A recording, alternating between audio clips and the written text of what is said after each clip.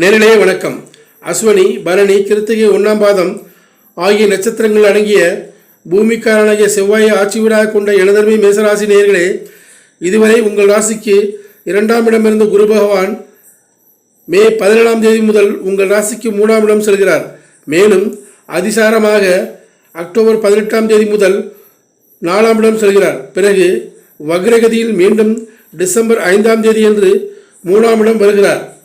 ராகு கேதுக்கள் மே 18ஆம் தேதி முதல் உங்கள் ராசிக்கு 12 6ஆம் இடங்களிலிருந்து 11 5ஆம் இடத்திற்கு சஞ்சாரம் செய்கிறார்கள். சனி பகவான் இவ்வருடம் முழுவதும் 7.5 சனியாக உங்கள் ராசிக்கு 12ஆம் இடம் சஞ்சாரம் செய்கிறார். இதனால் தொழில்துறையில் பண வருவாயில் தாமதம் உண்டாகும்.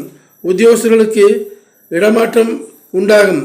கண்களிலும் கால்களிலும் நீர் சம்பந்தப்பட்ட நோய்கள் ஏற்பட்டு சிகிச்சை செய்ய வேண்டியிருக்கும். கருத்தரித்த பெண்கள் பிரயாணங்களை தவிர்ப்பது நல்லதாகும். பூர்வ புண்ணிய சொத்துக்களை பற்றி இவரிடம் பேச வேண்டாம். தனக்கு குருபலம் இல்லாவிட்டாலும் வரனுக்கு குருபலம் இருந்தால் திருமணம் முடிவாகும். திருமணம் முடிவானால் காலதாமதம் செய்யாமல் திருமணத்தை முடிப்பது நல்லதாகும். வரவுக்கு ஏற்ற செலவினங்கள் உண்டு. பிறருக்கு கடன் கொடுப்பதையும் ஜாமீன் போடுவதையும் தவிர்க்க வேண்டும். வெளிநாட்டு வேலை விரும்புவர்களுக்கு இவ்வருடம் கிடைக்கும். தூக்கம் குறையும். முடிந்தவரை இரவு நேர பயணங்களையும் இரவு நேர அலுவலகங்களையும் தவிர்ப்பது நல்லதாகும்.